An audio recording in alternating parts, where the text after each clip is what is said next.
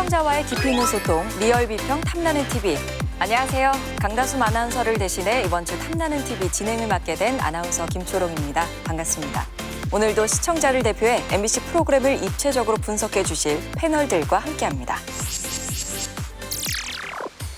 첫 코너는 한 주간 시청자들이 관심을 가졌던 MBC 관련 이슈들을 뽑아 확인해보는 시청자 픽 시간입니다. 관련 키워드 살펴볼게요. 오디션, 희망, 2002년, 은폐. 먼저 2002년이라는 단어부터 확인해 보겠습니다. 이건 어느 프로그램과 연관된 키워드인가요? 네, 지난 12일 방송된 다큐플렉스 그때 나도 거기 있었다 관련 키워드입니다. 이날은 2002년 한일 월드컵의 순간들을 돌아본 3부작 다큐멘터리의 첫 편이 공개가 됐는데요. 붉은 함성이 기록된 아카이브와 함께 그때를 기억하는 이들의 인터뷰를 전했습니다. 코엑스를 출발한 우리 대표팀 선수들이 강남역으로 돌아올 예정입니다.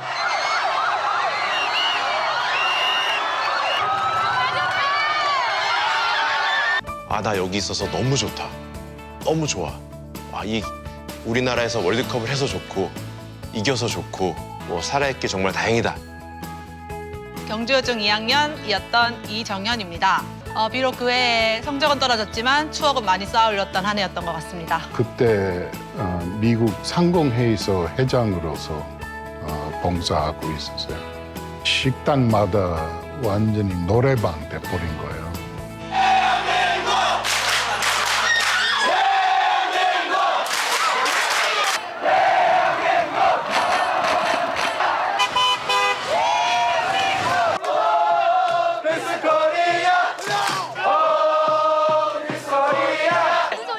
서울이요. 오늘 새벽에. 예. 와, 오늘 어떻게 이길 것 같아요, 우리? 예. 짝짝짝짝짝 대한민국. 그래도 우리나라에서 열리는 월드컵인데 1승을 하지도 못하고 이 월드컵을 마칠 수는 없었으니 그 1승이 정말 간절했었던 것 같아요. 네, 여러분 안녕하십니까. 중계 캐스터 임조한입니다. 드디어 우리가 그토록 기다리고 염원했던 21세기의 첫 경기 폴란드전, 그 역사적인 순간을 맞이하고 있습니다.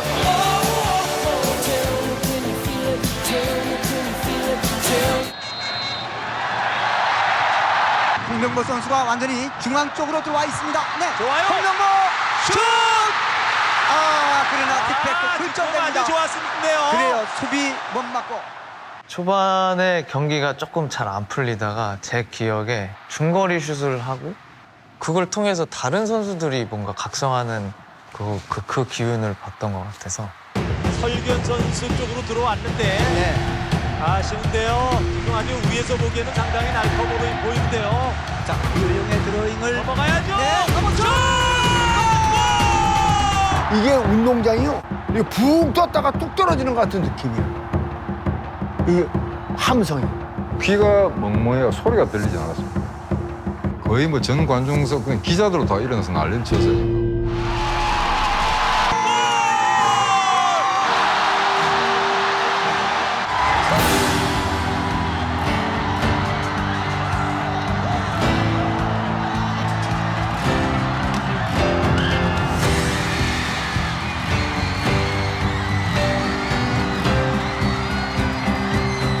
네, 2002년 월드컵을 즐겼던 다양한 이들의 기억을 차곡차곡 담아내며 추억의 시간을 전해준 것 같은데요. 시청자들의 반응이 또 궁금합니다. 네, 댓글 살펴보면요. 감회가 새롭네요. 폴란드전 첫 골에 대해 얘기하는데 왜 이렇게 가슴이 울컥하는지 1분 1초가 숨막히는 순간 이젠 아름다운 추억이 됐네요. 다시 봐도 소름 돋는 장면들, 그땐 정말 행복했었죠. 당시를 회상하면서 행복했던 그런 감정을 전하는 댓글들이 많았습니다. 그간 2002년 월드컵을 다룬 방송도 많았던 만큼 이번 다큐를 보는 기준도 높았을 것 같은데요. 이번 다큐플렉스는 그 2002년 월드컵을 추억하는 방식이 굉장히 남달랐어요. 학생에서부터 직장인들, 심지어는 외국인까지 그 당시 2002년 월드컵의 순간들을 기억하는 분들을 굉장히 다채롭게 모셨잖아요. 저는 이제 인상적이었던 것이 그 세렝게티에서 자연 다큐멘터리를 찍던 우리 팀들의 그 모습인데요. 너무나 더운 곳이고 파리들이 온 몸에 다 달라붙어 달러부터 있는데도 불구하고 또 촬영을 해야 되는 고된 작업의 현장인데 그 작업의 현장에서 기쁘게 해줬던 것이 바로 우리 경기 그리고 승리의 그 순간이었던 것 같아요. 더불어서는 구성도 좀 인상적이었던 게 경기 장면이 나오다가 인터뷰가 나오기도 하고 또 응원이 나오다 보면 연예인이 나오는데 또 금방 일반인들이 나오고 그래서 이것을 보면서 이 구성 자체도 하나의 축구 경기 같은 느낌이 들지 않았나 하는 생각이 들어서 여러 가지 면에서 굉장히 좋고 완성도 있었던 그런 프로그램이었습니다. 저는 이거 보면서 이제 이영표 선수가 인터뷰했잖아요. 작년 6월 12일에 뭐 했는지는 아무도 기억을 못해도 20년 전 6월 이때만큼은 어디서 누구랑 무엇을 했는지 다 기억이 난다. 어떤 특정 시간대로 우리를 딱 돌려놓는다는 게 굉장한 공감대를 가져와 줬어요. 다양한 연령대 그리고 다양한 사람들의 인터뷰를 실었잖아요. 이게 굉장히 저는 성공적이었던 것 같아요. 왜냐하면 똑같은 어떤 일을 두고도 사람들이 기억하는 것과 경험이 다 다르기 때문에 그 이야기를 듣는 게 굉장히 새롭게 느껴졌거든요. 특히나 이제 황선홍 선수의 딸 그 현진 양이 연장전 당시에 그 아빠가 뛰는 경기임에도 불구하고 졸고 있잖아요. 그걸 보면서 이제 이거 나도 처음 보는 장면이다. 그런 것들이 굉장히 재미를 불러일으키는 또 요소가 됐고요. 보통 이제 월드컵 앞두고 이제 열기가 예전에는 진짜 막 엄청 고조가 됐는데 요즘엔 또 그런 분위기는 아닌 것 같아요. 그런 면에서 국민들에게 이제 월드컵이 곧 시작이 된다. 그런 거를 좀 알려주고 분위기를 싹 모으는 그런 아주 좋은 역할을 한 다큐멘터리라고 생각을 합니다. 시작 부분에 2002년 카퍼레이드를 벌인 태극전사들의 모습으로 시작을 하잖아요. 근데 최진철 선수가 그때는 다 미쳐 있었다라는 얘기를 했잖아요. 저도 그렇게 미쳐 있는 사람 중에 한 명이었기 때문에 그 모습들이 반가웠고 또 20년의 흐른 뒤에 당시 기록을 보니까 세종기지의 모습이나 뭐 세렝게티 초원에서도 응원하는 모습 같은 것들은 당시에 보지 못했던 모습이라서 신기하기도 하더라고요. 아마 2002년 월드컵을 잘 몰랐던 세대한테는 굉장히 신기한 광경이지 않을까 생각했고 또 그 당시 현장에서 같이 열광했던 세대에게는 아 맞아 저때 저랬었지라는 또 공감을 불러일으키는 장면이었을 것 같아요. 이 과정에서 가장 빛났던 건 아무래도 MBC의 다양한 아카이브 활용 능력이었던 것 같아요. 라카룸의 풍경이라던가 이제 경기를 마치고 들어오는 선수들의 그런 들뜬 분위기 같은 것들을 다 담아낸 자료 화면들을 굉장히 잘 활용을 했고 여기에 더해서 평범한 사람들의 이야기까지 담아내면서 새삼 기록의 힘이 대단하다. 그걸 보여주는 기록물로서도 굉장히 훌륭했던 다큐멘터리였습니다. 다음 키워드는 희망입니다. 공희정 위원이 준비하시죠? 11월 13일 방송된 2022 어린이에게 새 생명을과 관련된 키워드입니다. 32년을 맞는 올해 방송에서는 희귀 질환을 앓고 있는 6 어린이의 사연을 소개했는데요.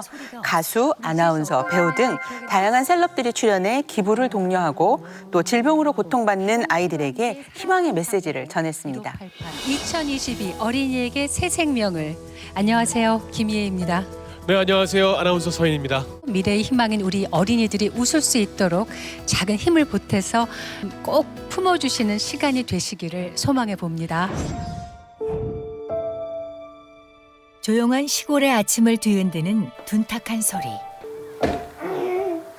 보기만 해도 아픈 이 모습이 나은이 집에서는 매일같이 반복되는 일상입니다. 출산 중 산소 공급 문제로 뇌전증 진단을 받은 나은이. 나은이를 괴롭히는 중복장애는 나열하기도 힘들 정도입니다. 1시간 거리에 위치한 나은이의 재활병원입니다. 가장 먼저 나은이가 스스로 설 수 있도록 발목과 무릎 근육을 향상시켜주는 작업 치료를 받고요. 구강 운동과 언어 치료도 진행합니다. 치료비만 월 120만 원이 넘습니다. 보셔서 아시겠지만 성인이 될 때까지 계속 치료를 이어나가야 된다고 합니다. 근데 하지만 8살부터는 의료비가 아동수가에서 성인수가로 변경되는 부분이 있어서 우리가 이것도 알고 있어야 될 것 같아요. 천수야, 예쁜 이모 왔어요. 천수가 조금 낯을 가리는 것 같은데 어떤가요? 한 자세를 유지하는 게 굉장히 힘들어요. 천수 이유식 만드는 걸 돕기로 한 수빈 씨. 이건 소금하고는 성분이 좀 다르고. 이것도 진짜 보통 일이 아니네요. 이거를 이제 가성 저알도스테론증이란 병은 나트륨과 수분을 지나치게 많이 배설해 저혈압에 이르게 하는 질환인데요. 그래서 천수는 병원에서 처방 소금을 타서 하루에 6번 섭취해야 합니다. 자, 너무 이뻐. 어떡해. 너무 이쁘다. 찾아. 생각만 해도 눈물이 나. 힘든 시간 날 지켜준 사람, 이제는 내가 그댈 지킬 테니. 작디 작은 몸을 까맣게 덮은 거대 모반증으로 안타까움을 샀던 아기. 너무 어려 제대로 된 치료를 해보지도 못하고 시간만 보낼 수밖에 없어 시청자들도 함께 애를 태웠는데요.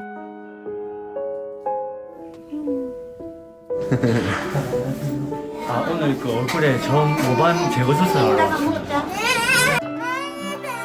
씩씩해 보였지만 결국 울음을 터뜨리고 마는데요. 잘할 수 있지? 파이팅! 파이팅! 언제까지 이 과정이 되풀이돼야 할까요? 자, 우리 수연이 이거 한번 봐봐요. 우리 수연이는 앞으로 꿈이 뭐예요? 나 의사. 의사가 되고 싶어요? 우와, 의사가 돼서 뭐 하고 싶은데요? 아픈 사람 치료해줄 거예요. 우리 수연이 예쁜 웃음 잃지 않도록 저희도 계속 응원하겠고요. 여러분들도 힘을 좀 모아주시기 바랍니다. 1588-4350입니다.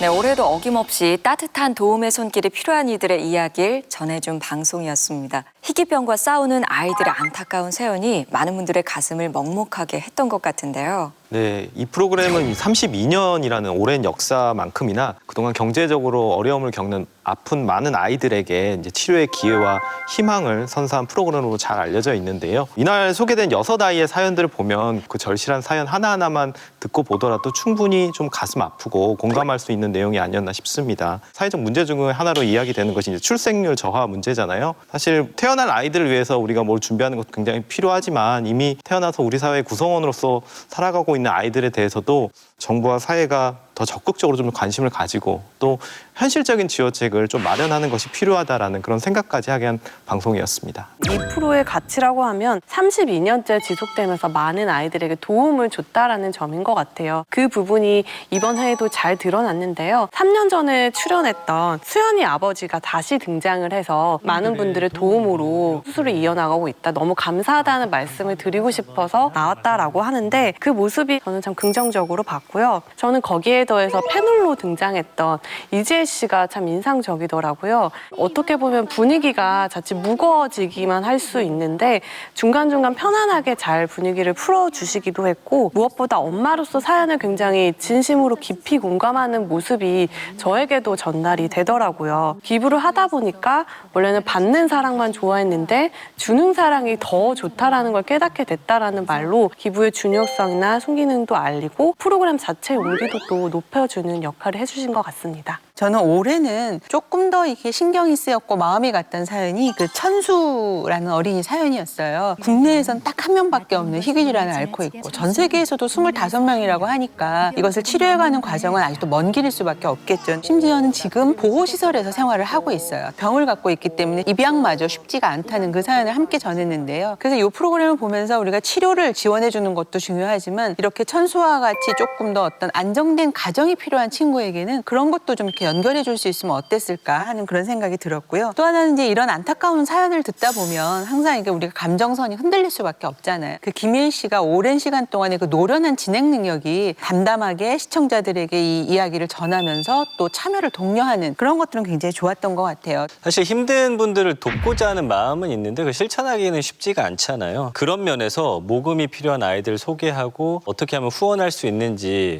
방법을 알려주는 이런 프로그램은 좀 계속 돼야 된다라는 생각이 들고 요즘엔 뭐 송금도 클릭 한 번으로 휴대폰으로 할 수 있잖아요. 더 많은 분들에게 좀 노출될 수 있도록 새로운 그런 후원 방법이 좀 고민돼야 되지 않을까라는 생각을 했습니다. 전민기 의원님도 말씀하셨지만 수연이 경우도 보면 2019년에 소개가 되었고 지금도 그 치료하는 과정을 보면 아직도 굉장히 많은 시간이 필요하더라고요. 그래서 조금 더 상시적인 지원을 할 수 있는 어떤 시스템들이 마련된다면 우리가 이 아이들에게 좀 더 많은 사랑을 나눠줄 수 있지 않을까 그런 생각이 들었습니다.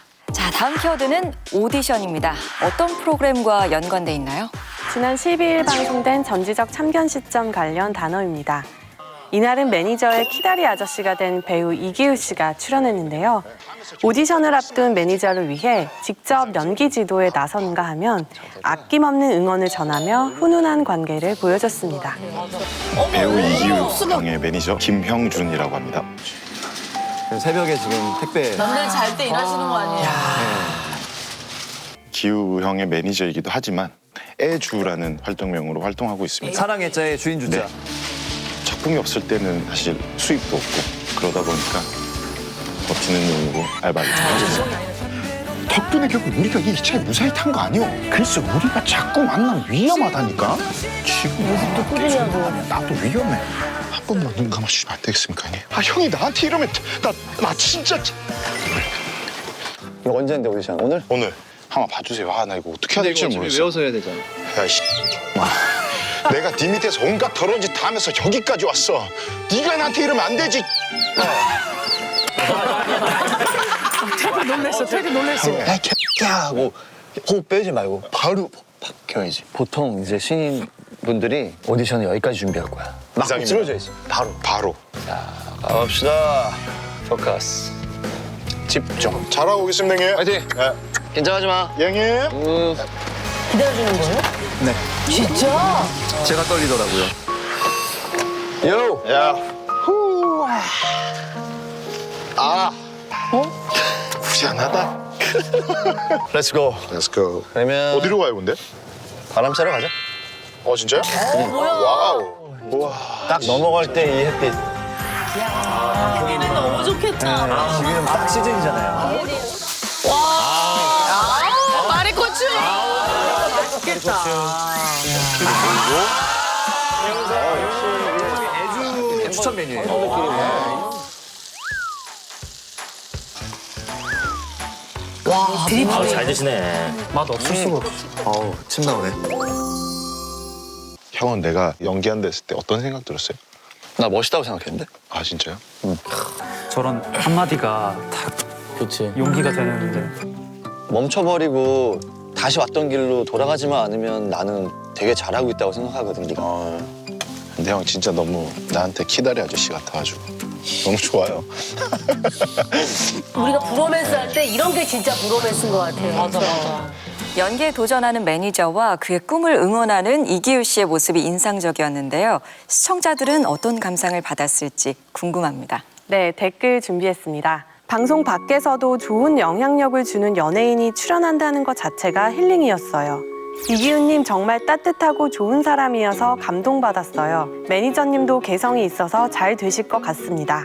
두 사람의 훈훈한 관계가 보기 좋았다는 반응이 많았습니다. 네, 아무래도 매니저와 배우이기 전에 동종업계 선후배라는 특수한 관계성이 이번 회차의 의미를 더한 것 같은데요. 위원님들의 감상도 궁금하네요. 저도 참 재밌게 봤는데요. 꿈을 위해서 고된 아르바이트도 굉장히 성실하게 견뎌내는 모습이 참 보기 좋더라고요. 그런 매니저를 위해서 이기우 씨가 오디션 팁 같은 것들을 전수해 주는데 연기가 다 끝나고 나서도 빨리 그 영혼에서 벗어나지 말고 일부러 더 여운을 길게 끌어라 같은 팁은 굉장히 중요한 팁이거든요. 비슷한 꿈을 꾸는 다른 분들한테도 도움이 되지 않았을까 그런 생각이 들고요. 연예인과 매니저라는 관계가 일단 기본적으로는 비즈니스 관계잖아요. 근데 이 두 분은 꿈을 이루려고 노력하는 사람과 그 길을 먼저 걸어온 사람이 서로를 위해서 이렇게 에너지를 주고받는다라는 점에서 더 보기가 좋았던 것 같아요. 그동안에 보여줬던 전참시 매니저들의 어떤 일상들을 보면 대부분은 자신이 이제 함께 일을 하는 연예인들을 활동을 잘하게 하기 위해서 차를 안에 있는 간식들을 챙겨 놓는다든지 아니면 편리한 용품들을 마련해 놓고 하는 고군분투기를 많이 보여줬는데 이번엔 이제 동종업계에 같이 일을 하고 있는 선배의 매니저를 하다 보니까 다른 모습들이 아주 잘 보여줬던 것 같아요. 그리고 나름 그들 간의 브로맨스가 굉장히 따뜻하게 전해졌던 기획 의도를 아주 잘 살려주었던 그런 회차가 아니었나 싶습니다.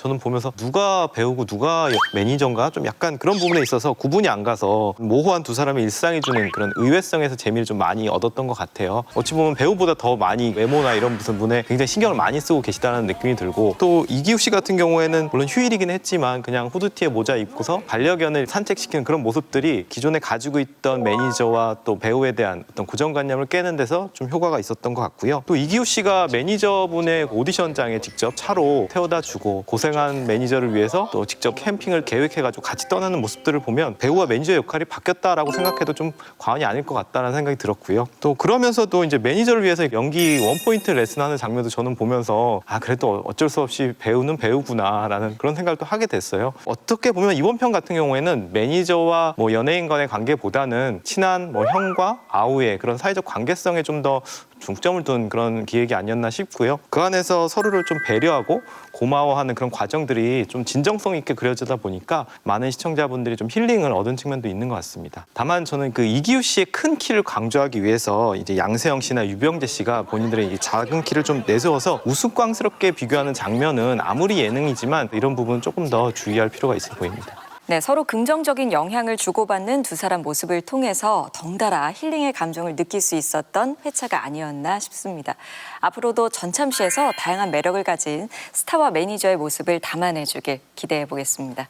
다음 키워드는 은폐입니다. 유우현 위원이 준비하셨네요. 지난 10일 방송된 실화탐사대 관련 키워드입니다. 이날은 전기공사 현장에서 감전사고를 당한 고 김효영 씨의 안타까운 죽음에 대해 다뤘는데요. 책임을 져야 할 관계자들이 오히려 사건을 은폐하려는 정황을 취재하며 큰 충격을 안겼습니다. 선생님, 누구죠? 김효인 맞으시죠? 남편분이 공사 현장에서 감전사고 당해가지고요, 선생님. 응급실로 이송된 효영 씨는 뒷목과 머리, 어깨에 화상을 입었고 뇌출혈, 뇌부종에 근육까지 녹아내리고 있었습니다. 묶어놨더라고요. 너무 아파서 몸부림을 치니까. 9월 14일, 그날은 효영 씨의 수술날이자 부부의 생일이기도 했습니다.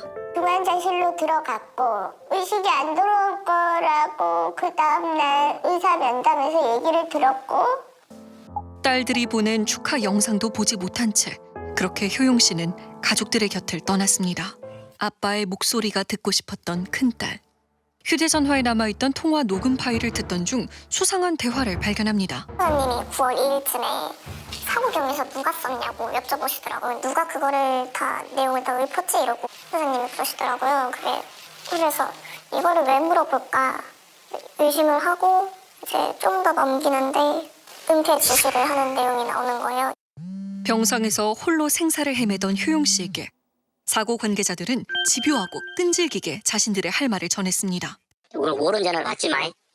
한전에서 전화 확인 뭐 하고 뭐 이것저것 물어보려고 전화할 거야. 근데 받지 마버려 모르는 전화. 경찰서에서 뭐 좀 물어보고 그러면 하청은 아니고 일용으로 그냥 계약서 쓰고 일을 열어 들어갔다 그렇게 이야기만 해. 현장에서 효영 씨를 비롯한 노동자들을 관리한 A 전기업체. 하지만 실제로 한국전력과 계약한 업체는 따로 있었습니다. 현행법상 전기공사업체의 재하청은 명백한 불법 행위입니다. 8월 6일 토요일, 그날의 작업은 한전에 보고되지 않은 무단 작업이었습니다. 한전에서 보고하기로는 3일간 공사가 진행될 예정이었는데 이틀 만에 공사가 끝났고 남은 마지막 날 현장 정리를 하러 나갔다가 사고가 발생했다고 합니다. 공사에 대한 사전 아마 신고가 없었던 걸로 알고 있습니다. 무단 작업이었기에 안전수칙은 지켜지지 않았고 현장에 당연히 있어야 할 안전 감독관도 없었습니다. 한전의 입장을 듣기 위해 직접 찾아갔지만 답변은 서면으로 들을 수 있었습니다. 안전수칙에 대한 질문에는 경찰과 고용노동부가 조사 중이므로 언급이 적절치 않다는 답변이었습니다. 무단 작업과 불법 재하도급 정황에 대해 묻는 질문에는 답변하지 않았습니다. 자기야 우리 아빠 잘 있었어? 아빠 바이바이. 아빠 바이바이. 빛을 밝히다 허무하게 꺼져간 사람들.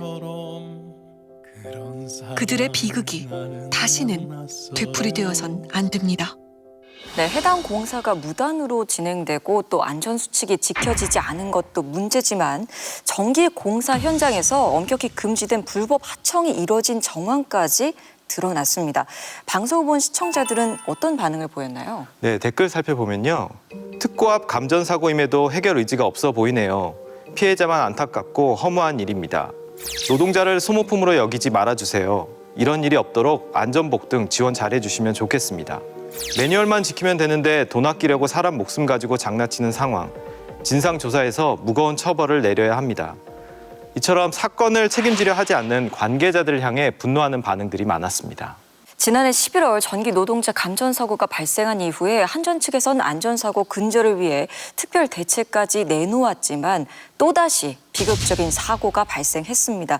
정말 참담한 마음을 감출 수 없었던 방송이었던 것 같은데요. 여전히 그 개선되고 있지 않는 산업 현장에서의 그 노동자들이 반복적으로 희생이 되고 있잖아요. 이 산업재해 피해자가 결국에는 하청업체 직원인 경우가 거의 대부분입니다. 이분들은 사고 후에도 여기 생계가 달려있기 때문에 사실은 제대로 된 보상은커녕 사실을 묵고하고 근무하는 경우가 빈번하거든요. 고 김효용 씨도 비슷한 발언을 하죠. 여기서 다 낫고 나면은 거기 가서 또 일해야 되는데 회사에 불리한 얘기하면 나는 거기 가서 일을 또 할 수가 없다. 그 부분이 아마 이번에서 다룬 내용의 핵심인 것 같아요. 그래서 이런 불합리한 사회적인 제도가 개선되지 않는다면 사실 전반적인 문제 해결은 결코 되지 않을 것이다. 더 이상 이런 사고가 일회성의 문제 제기와 이슈로만 소모되지 않았으면 하는 좀 바람을 가져봅니다. 특히나 올해 초에 실화탐사대에서 전기 노동자인 고 김다운 씨의 죽음에 대해서 취재를 했었단 말이죠. 그런데 또다시 이렇게 비슷한 사고로 희생자가 생기니까 슬픔보다는 일단 분노가 더 앞서게 되는 상황이었고요. 불법 하도급 문제나 한전의 안전관리 부실처럼 그 사건 이후에 국정감사를 통해서 한전에서는 다시는 이런 사고가 일어나지 않도록 노력하겠다라는 대국민 사과도 했었거든요. 그런데 결국에는 재발 방지에 무관심했던 한전의 민낯이 드러난 사건이었어요. 더욱더 분노했던 부분은 이제 실화탐사대에서 한전의 입장을 들으려고 취재를 하러 갔는데 서면으로 이제 그 입장을 전달을 했는데 굉장히 건조한 답변을 줬어요. 이렇게 계속되는 이 죽음의 외주화는 사실 불법 하도급이 없어지지 않는 한은 계속될 수밖에 없는데 가장 큰 책임을 져야 하는 한전이 여전히 책임을 지고 있지 않다라는 면에서 분노하게 되고요. 관계 법령을 정비하는 것이 우선이기 때문에 실화탐사대가 계속해서 지속적인 취재를 통해서 도움이 되기를 이렇게 바라게 되는 방송이었습니다. 이 사건은 이제 사고사로 사실은 마무리될 뻔했죠. 근데 유족들이 유품을 정리하는 과정에서 그 녹음 파일이 발견되고 그것을 통해서 이 사건이 그런 단순한 사고사가 아니라는 것이 밝혀졌는데요. 사실은 그 안에 들은 내용을 보면 중상을 입고 병원에 누워있는 이 김효영 씨에게 업체에서 끊임없이 전화해서 숨기려고 했던 건 바로 불법 하도급 사실, 그다음에 무단 작업 및 또 안전수칙 위반을 했던 그 내용들이잖아요. 다만 이 전기 노동자 사망 사건을 이전에도 다뤘기 때문에 좀 그 문제에 있어서는 조금 더 구조적인 문제를 살펴봤으면 어땠을까 하는 아쉬움은 좀 남았습니다. 해당 사고 같은 경우에 지난 8월 달에 일어났고 그 이후에 이제 많은 언론에서 보도도 됐고 또 국정감사에서도 논의가 되기도 했는데 여러 가지 사회적 논의가 있었음에도 불구하고 사고 원인과 또 책임 규명에 대해서 좀 여전히 의문점이 많이 남아있는 상황이었어요. 이 사고를 다시 한번 좀 짚어내서 아직도 해결되지 않았다. 이 근본적인 문제들에 대해서 좀 여론을 환기시켰다라는 방송의 의미가 있었다고 생각합니다. 다만 저는 보면서 조금 지나칠 정도의 자극적인 어떤 구성은 좀 주의할 필요도 있어 보여요. 가령 처음에 그 구급대원과 사고 당시에 그 아내분이 나누는 긴박한 통화 내용이라든지 그리고 고인이 여러 차례 수술을 받고 붕대를 감고 그 병상에 누워있는 모습들이 좀 너무 많이 나왔다는 생각이 들어요. 자칫 이 부분 때문에 이 사고의 근본적인 원인이 무엇인지를 좀 우리가 짚지 못할 수도 있거든요. 그것이 어떤 사회 구조적인 문제가 아니라 개인의 한 가지 어떤 안타까운 사례로 묻힐 수 있기 때문에 연출을 하거나 편집할 때 좀 더 주의했으면 좋겠습니다. 열악한 환경 속 하청 노동자들이 겪고 있는 근본적인 문제에 대해 환기시켜준 방송이었던 것 같습니다. 앞으로도 억울한 사회적 문제를 수면으로 끌어올리는 실화탐사대 행복 기대하겠습니다.